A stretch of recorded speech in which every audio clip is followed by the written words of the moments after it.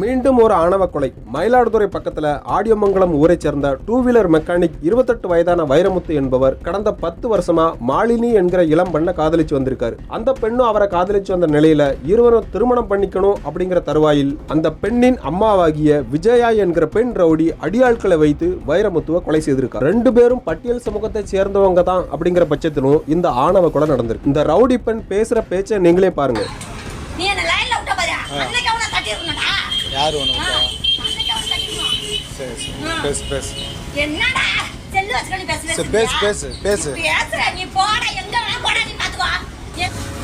உனக்கு உரிமை கிடையாது. அது சம்பாதிக்க பணம் வரைக்கும் தன் மகளோட வருமானம் எங்க நம்ம கையை விட்டு போயிருமோ அப்படிங்கிற பயத்துல இந்த கேவலமான ஒரு வேலையை செஞ்சிருக்கு இந்த லேடி. நம்ம ஜெயில போய் கம்பி எண்ணும் போதுதான் இதுக்கெல்லாம் புத்தி வரும். இன்னும் எத்தனை வருஷங்கள் தான் இந்த ஜென்மங்கள்லாம் மிருகங்களை வாழ போகுதுன்னு தெரியல.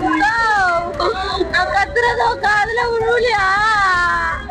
நம்ம தோத்துட்டோமா?